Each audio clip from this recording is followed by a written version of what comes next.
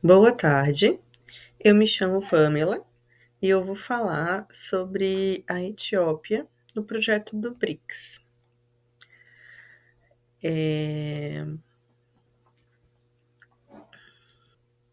Mais especificamente sobre a Etiópia e a sua política de oficialização de línguas. É um trabalho sob orientação do professor Giovan Miller de Oliveira. Nesse início, eu vou falar um pouco sobre alguns dados gerais da Etiópia. A Etiópia, ela é um dos países mais antigos do mundo e é o único da África que nunca foi colonizado por completo.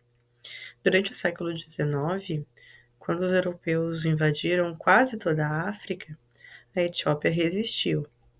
E ela até venceu o exército italiano na famosa Batalha de Adwa, que foi em 1896. Mas mesmo assim, durante a Segunda Guerra Mundial, o ditador italiano Benedito Mussolini, ele conseguiu ocupar o país durante um curto período, mas ocupou, né, que foi entre 1936 e 1941. Aí, o imperador Haile Selassie, que governava o país antes da invasão, ele fugiu para um exílio na Inglaterra. Lá, ele se organizou, pediu ajuda para as forças britânicas e ele conseguiu, com essa ajuda, voltar ao poder em 41, expulsando os italianos. Então, ele caiu por causa da invasão italiana e voltou ao poder quando a Etiópia conseguiu recuperar sua independência. Falando um pouquinho sobre o governo de Haile Selassie, que foi de 41 a 74, né, mais de 30 anos. Então, depois que ele voltou, ele tentou modernizar um pouco o país, ele criou escolas, uma constituição e fez algumas reformas também. Mas mesmo assim, era um poder que continuava muito concentrado na mão do imperador e da nobreza, e a população, a maioria da população, vivia no estado de pobreza. E aí, nos anos 70, a Etiópia enfrentou crises econômicas, muita fome, desigualdades, enfim. E aí o exército ele começou a se revoltar. Tiveram protestos de estudantes, trabalhadores, soldados também, exigindo que mudanças políticas fossem feitas e o fim da monarquia. E aí, em 74, o imperador ele foi deposto por um golpe militar. E por que que ele caiu? Né? O país estava em crise, resumindo, o povo já não estava mais aceitando a situação econômica que eles estavam, e essa monarquia já não atendia mais as necessidades. E aí o exército, com poder de armas, enfim, poder bélico, aproveitou que a insatisfação da maioria da população e tomou o poder. E aí esse regime militar socialista, ele perdurou de 74 a 1991. Depois da queda desse imperador, o poder foi tomado por um grupo de oficiais do exército, que era um exército chamado Derg, que foi liderado pelo Mengistu Haile Mariam. O Derg, ele dizia querer justiça social e igualdade, inspirando-se na ideologia comunista da União Soviética. Eles chegaram a criar uma nova Constituição em 87 e transformaram o país na República Popular Democrática da Etiópia. Na prática, o governo era ditatorial e violento. Ele controlava a imprensa, as línguas e as religiões. Milhares de pessoas foram presas no processo, foram torturadas, mortas até durante todo o período que foi conhecido como Terror Vermelho. E o país enfrentou fome, guerra civil e isolamento internacional. Durante esse tempo, vários grupos étnicos começaram a lutar contra o governo, especialmente nas regiões de Tigray, Oromo e Eritreia, que aí mais tarde se tornaria independente. E aí esses grupos formaram a Ethiopian People's Revolutionary Democratic Front, que foi a EPRDF, que é uma frente de resistência.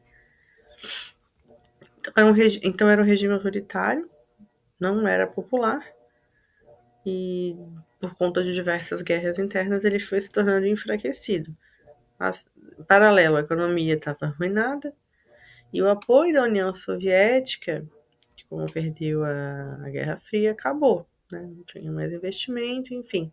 E aí, em 91, o Derg foi derrotado e o Mengistu fugiu para o Zimbábue.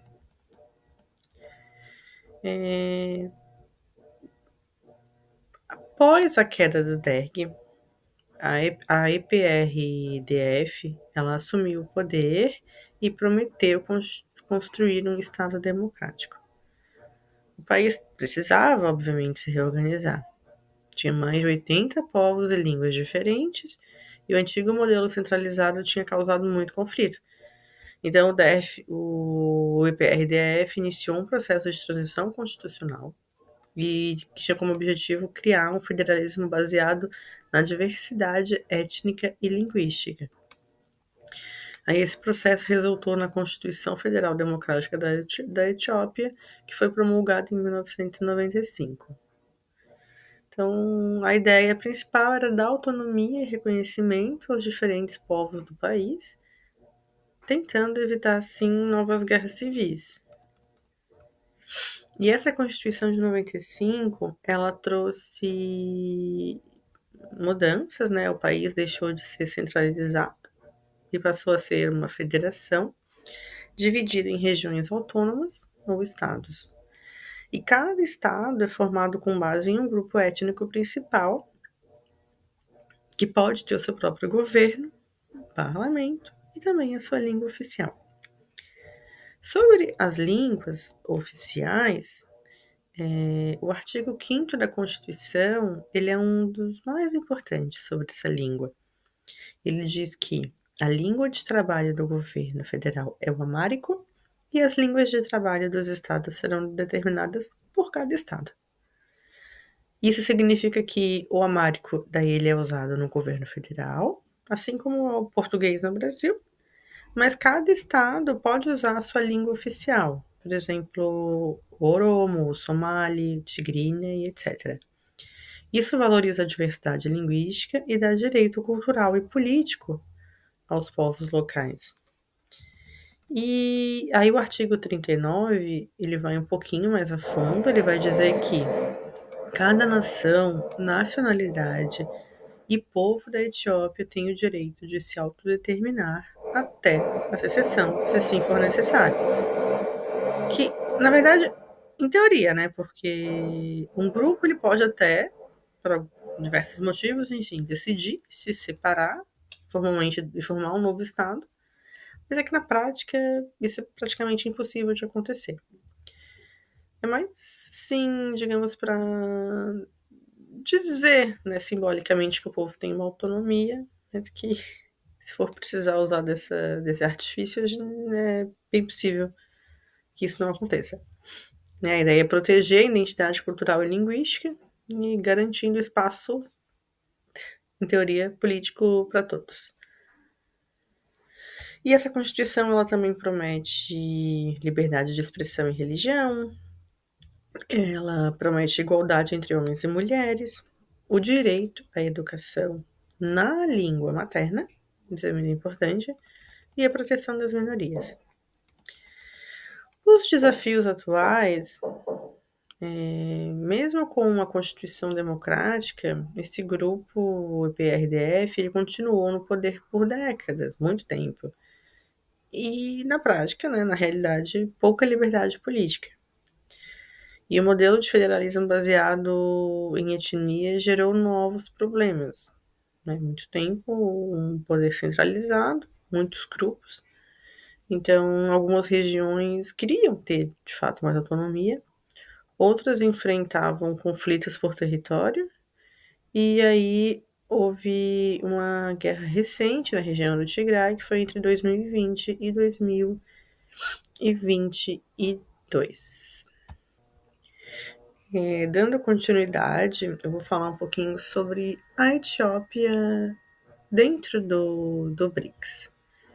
E o que é o BRICS, né? O BRICS ele é um bloco de cooperação internacional que foi formado inicialmente pelo Brasil, pela Rússia, pela Índia, pela China e pela África do Sul. Inclusive o nome o BRICS vem da inicial de cada um desses países. Ele foi criado para fortalecer a cooperação econômica, política e social entre grandes economias emergentes, fora daquele eixo tradicional de Estados Unidos e Europa. Então, é um grupo que busca maior influência global e reforma das instituições financeiras internacionais, como a FMI e o Banco Mundial, que são dominadas por países mais ricos, né? E uma das principais conquistas do BRICS foi a criação do novo Banco de Desenvolvimento, o NBD, que financia projetos de infraestrutura e desenvolvimento sustentável nos países membros parceiros. A entrada da Etiópia se deu oficialmente em 2024 só, junto com outros países convidados, como o Egito, Irã, Arábia Saudita e Emirados Árabes. Essa ampliação marcou o início do chamado BRICS+, uma nova fase de expansão e diversificação do grupo. Então, agora, com a entrada de mais países, né, que tem essa pretensão, essa intenção, não tem como aumentar o nome BRICS. Então, o mais representa todos os outros países, a Etiópia e os demais que vierem a fazer parte. O papel da Etiópia no BRICS é um papel simbólico e estratégico, né? Ela aumenta a representatividade africana, porque inicialmente só a África do Sul representava o continente. Então, a entrada da Etiópia amplia a voz da África no grupo, especialmente no leste. É uma economia em crescimento, então mesmo com desafios, a Etiópia ela tem uma das economias que mais cresce na África. Tem um papel de ponte geopolítica também, porque a Etiópia, como a gente viu aqui no slide anterior, ela tá localizada no chifre da África. Tem uma posição estratégica que é próxima do Oriente Médio e do Mar Vermelho, em uma rota essencial para o comércio global. Então, ela vai possibilitar que a Etiópia tenha acesso a investimentos para infraestrutura, para energia, para tecnologia, e buscando esses investimentos especialmente da China e da Índia. E uma diplomacia, né? A adesão, a entrada da Etiópia, ela reforça o papel da Etiópia como um líder regional que defende um mundo mais multipolar, com mais equilíbrio entre o norte, que é composto mais pelos países ricos, e o sul, que são os países emergentes e em desenvolvimento. Bom, então voltando a falar sobre a língua em si, como já dito, a Etiópia é um dos países mais culturalmente diverso e linguisticamente diverso do mundo. Ela tem mais de 80 grupos étnicos e cerca de 90 línguas diferentes, que são classificadas principalmente em 3 grandes famílias linguísticas, que são os cuxíticas, que tem o Oromo, o Somali e o Afari, as semíticas, que tem o Amárico e o Tigrínia, e a família das Omóticas, que tem o Voloíta, o Benque e o Gama.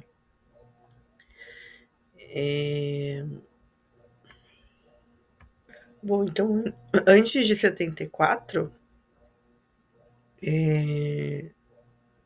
tudo era muito centralizado, inclusive a língua. Só tinha uma língua que era reconhecida oficialmente, que era o amárico, que era a língua do Estado, da escola e da elite.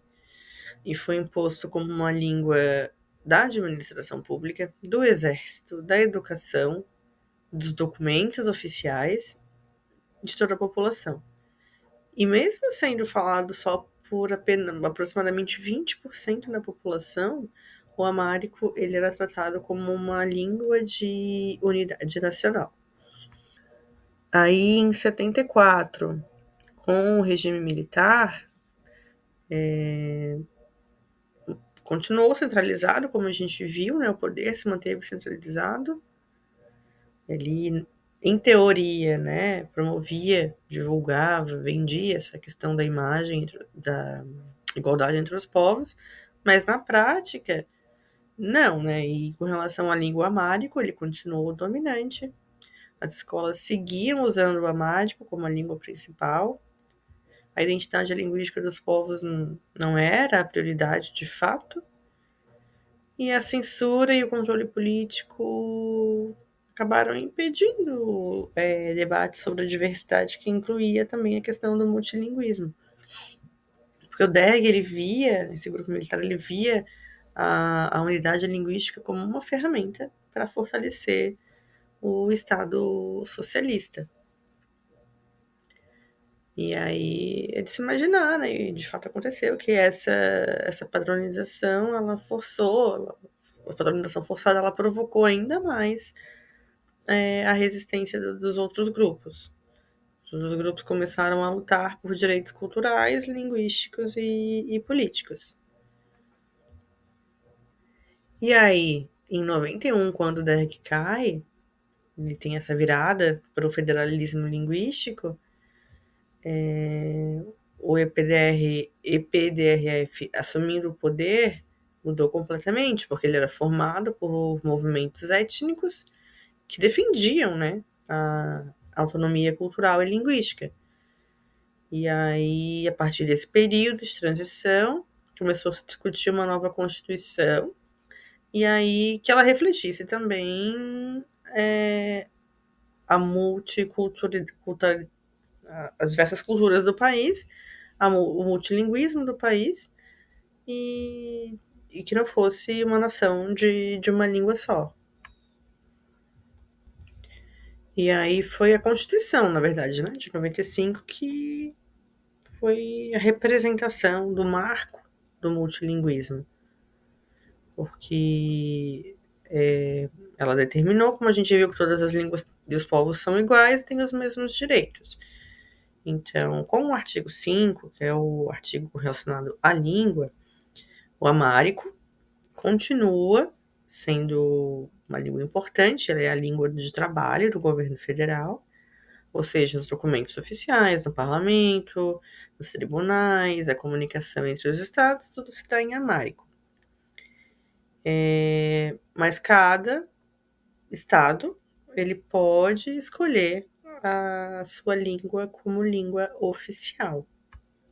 E aí, como exemplo, a gente tem a Orômia, que tem a língua oficial Oromo, o Tigray, que tem a língua tigrínia, o Somali, que tem a língua somali, e o Afar e a Afar, que tem a língua Afar como língua oficial. E um outro marco jurídico importante também, né, um outro artigo importante relacionado a essa questão da língua é o artigo 39, que ele fala sobre o direito à identidade, à língua, à cultura, ele vai um pouco mais a fundo, né? E ele diz que cada nação, nacionalidade e povo tem direito a preservar e desenvolver a sua língua, ensinar a sua língua materna, usar a língua em tribunais e serviços públicos e ter autonomia cultural e administrativa.